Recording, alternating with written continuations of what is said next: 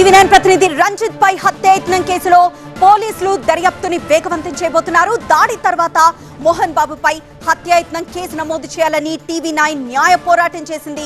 జర్నలిస్టుల డిమాండ్తో మోహన్ బాబుపై హత్యాయత్నం కేసు పెట్టారు పోలీసులు. అయితే పోలీసులు వెంటాడుతుండడంతో బహిరంగ క్షమాపణలు చెప్పారు మోహన్ బాబు తమకు అందుబాటులోకి రాలేదంటున్నారు పోలీసులు.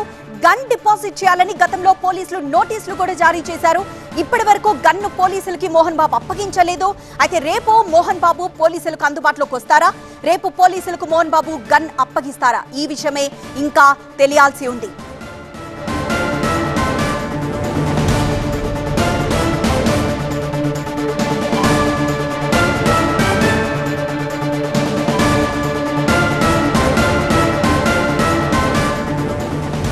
గన్ సరెండర్ చేయాలంటూ ఇప్పటికే మోహన్ బాబు విష్ణుకి పోలీసులు నోటీస్ జారీ చేశారు.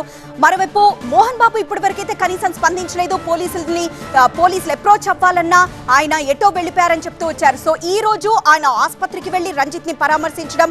సో మరి ఇప్పుడు ఏం చేయబోతున్నారు? పోలీసులకు అందుబాటులోకి వస్తారా? మరి గన్ పరిస్థితి ఏంటి? పూర్తి వివరాలు మా ప్రతినిధి జ్యోతిని అడిగి తెలుసుకుందాం.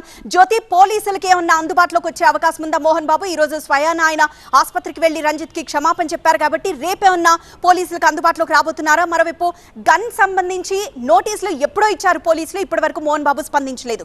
సో గన్ ఎప్పుడు అప్పగిస్తారు? ఎస్ పూర్ణిమ, ముందుగా టీవీ9 చేస్తున్నటువంటి న్యాయ పోరాటానికి దిగి వచ్చినటువంటి మోహన్ బాబు బహిరంగంగా క్షమాపణలు చెప్పారు. ఎవరికి చెప్పకుండా, ఎవరికి ఎటువంటి సమాచారం లేకుండా యశోద హాస్పిటల్కి వెళ్లారు. రంజిత్తో పాటు రంజిత్ కుటుంబ సభ్యులకు క్షమాపణ తెలియజేయడం జరిగింది. ప్రత్యేకంగా అటు టీవీ9కి జర్నలిస్ట్ సంఘాలకు అన్నింటినీ కూడా క్షమాపణలు కోరారు.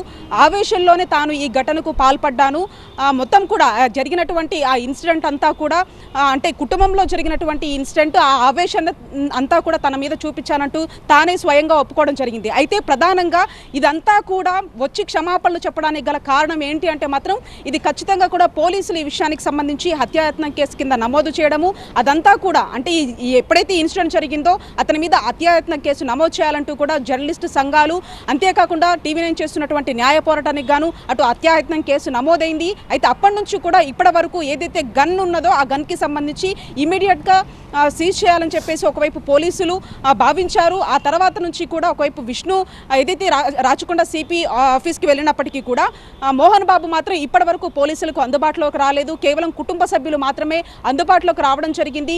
నిన్న కూడా అతను ఒక ట్వీట్ చేశాడు, నేను ఎక్కడికి పరారవ్వలేదు, నాకు అనారోగ్య సమస్యల కారణంగా నేను చికిత్సను తీసుకుంటూ ఉన్నాను, 2-3 రోజుల్లోనే నేను పోలీసులు ఎదుట హాజరవుతానని చెప్పేసి చెప్పారు. ఈ నేపథ్యంలో ఇప్పుడు అనూహ్యంగా యశోద హాస్పిటల్కు మంచు మోహన్ బాబుతో పాటు విష్ణు కూడా వెళ్లారు. కాబట్టి దీనికి సంబంధించి రేపు మాత్రం పోలీసులు ఎదుటకు వెళ్లి గన్నుని హ్యాండ్ ఓవర్ చేస్తారా లేదా అనేది కూడా చూడవలసినటువంటి అంశంగా చెప్పుకోవచ్చు. ఆ గన్నుకి సంబంధించినటువంటి లైసెన్స్ అంతా కూడా ఒకవైపు ఫిలిం నగర్ పోలీస్ స్టేషన్ పరిధిలో ఉంది.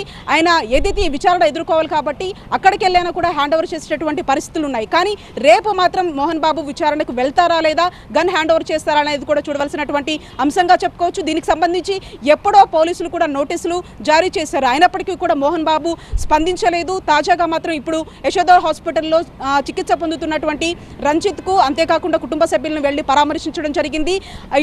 అంటే ఈ కేసుకు సంబంధించి తాజాగా ఏదైతే పరిణామాలు ఉంటాయో ఆ పరిణామాలన్నింటినీ కూడా ఎదుర్కోవాల్సినటువంటి పరిస్థితులు ఉంటాయి. కాబట్టి దీనికి సంబంధించి ముందస్తు బెయిల్కి కూడా వెళ్ళినా కూడా అక్కడ కూడా చుక్కెదిరింది. కాబట్టి దీనికి సంబంధించి రేపు మాత్రం అతను పోలీసుల ఎదుట హాజరవుతారా, గన్ని ఏదైతే సబ్మిట్ చేశారనేది కూడా చూడవలసినటువంటి అంశంగా చెప్పుకోవచ్చు పూర్ణిమ.